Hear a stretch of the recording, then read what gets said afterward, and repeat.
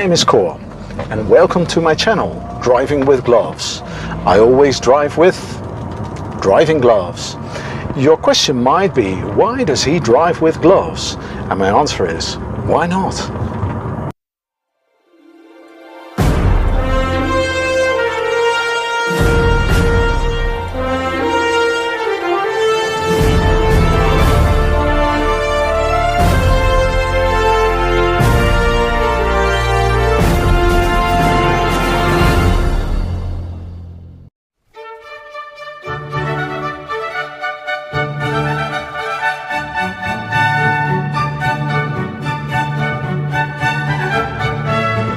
It is always necessary to arrive in style.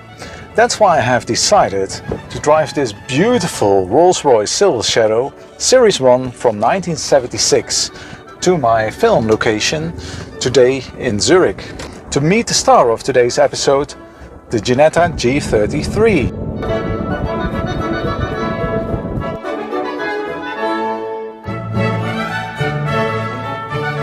Isn't it strange? For some reason you have car makes which are hugely popular, although they have never won a race and do not even exist anymore. This is for instance the case for the Italian car brand De Tomaso.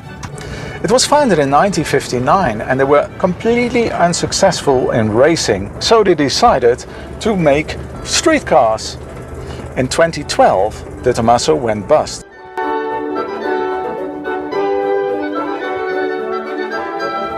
On the other hand, you have car makes only petrolheads have heard of, although they have a long and successful racing pedigree. And in a car of such a brand, I will be driving today.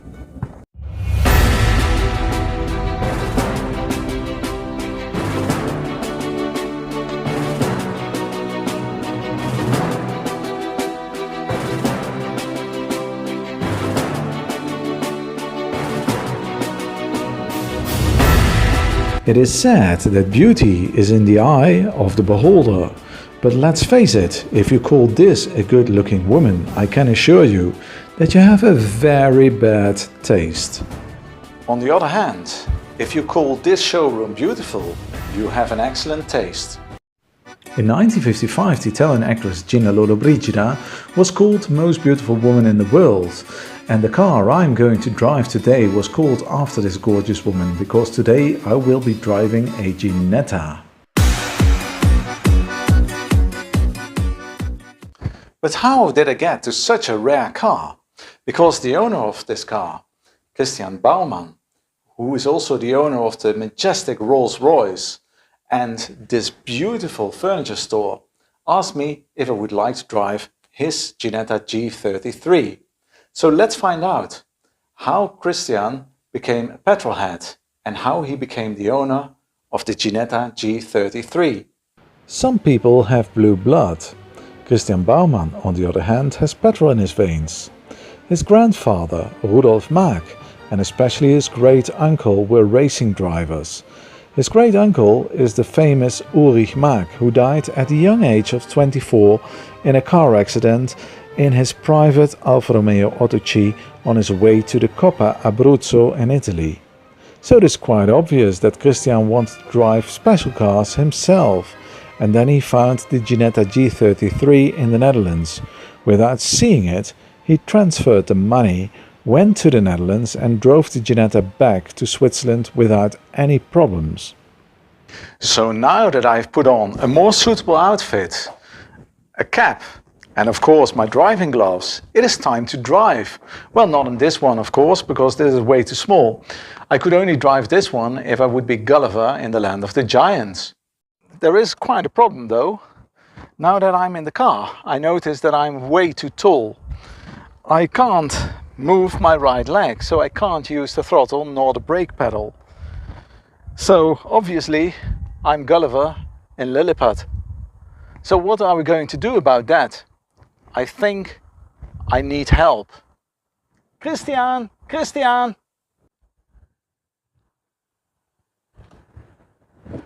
Can you help me please? Could you be my chauffeur for today? Of course I can. Thank you very much. because it would be an absolute pity not to film this thoroughbred today. Have you ever heard of the Walkley brothers? These four brothers were the founders of Ginetta in 1958, and no, it's not an Italian car brand, but a British car make. Bob was the managing director, Douglas the mechanical engineer, Ivor was the designer and Travis was the stylist. And they were doing their job so well that they could sell the company after more than 30 years with a huge win in 1989. And then they retired. But if you think that was the end of Ginetta, you're completely wrong, because even after 60 years, Ginetta still exists. But let's get back to the 1950s. Ginetta's first car, the G2, was produced as a kit car for enthusiasts and consisted of a tubular frame chassis to take Ford components and aluminium body. About 100 were produced. Yeehaw! In 1959, they introduced the G3 with a glass fiber body, which was followed in 1961 by the G4. Between 1961 and 1969, they built over 500.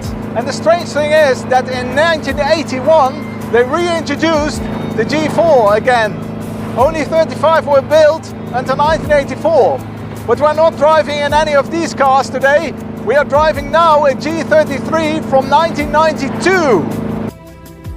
And look at this car. A sweet-shaped two-seater convertible with a V8 engine and pop-up headlights and a glass fiber body. It sounds similar like what you get in a Corvette, but if you compare it with the Corvette C4 from that period, you will see huge differences. Because Ginetta is all about simplicity. The Ginetta G33 is more than 70 centimeters shorter, 13 centimeters narrower and almost 20 centimeters lower than the Corvette C4. Further, it is more than 650 kilograms lighter.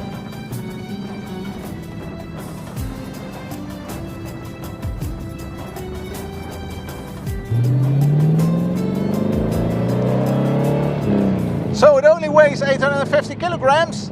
So who said that only Lotus can build lightweight cars? And the difference is, this car has a V8 under the bonnet.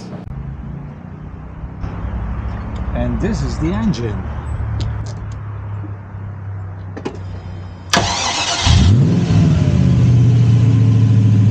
The 3.9-litre V8 from Rover produces in a Ginetta G33 between 203 and 250 PS, which makes the Ginetta G33 accelerate from 0 to 100 km an hour between only 4.9 and 5.5 seconds.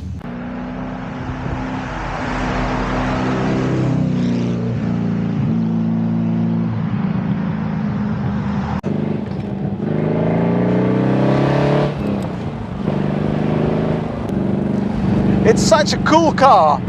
Since it is only half my size, it's one of the few cars I can't drive myself, but therefore you sit so low to the ground that it even feels faster than it already is. It feels like driving in an old Grand Prix car, or as you can say, in a rocket ship on wheels.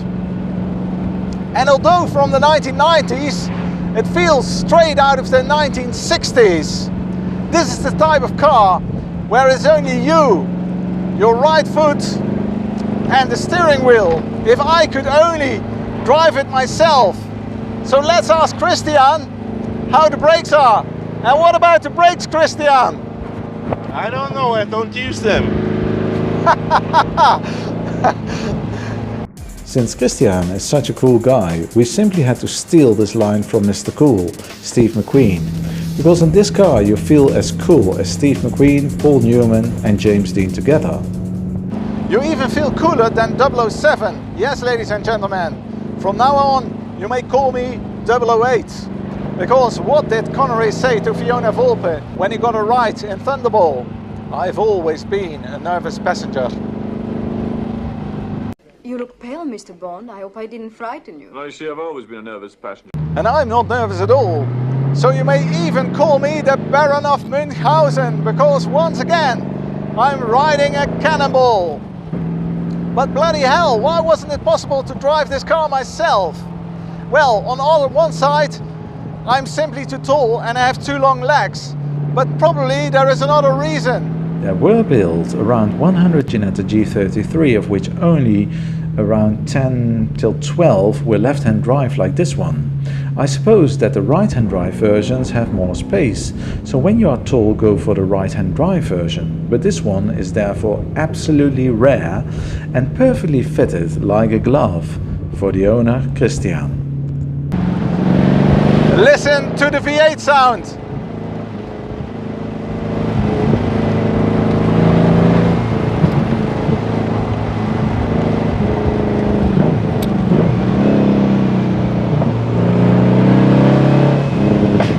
So this pretty little British sports car is, even after 30 years, a joy to drive, even as a passenger.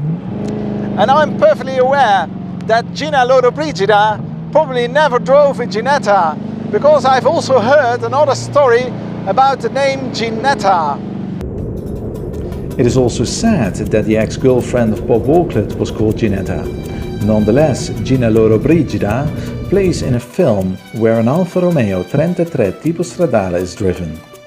A gorgeous car, of course, but this Ginetta G33 cost at least 1,000 times less than the Alfa, but I doubt that it is 1,000 times less pretty than the Alfa, and it has also a V8 engine with approximately the same power output, and you can even drive it topless.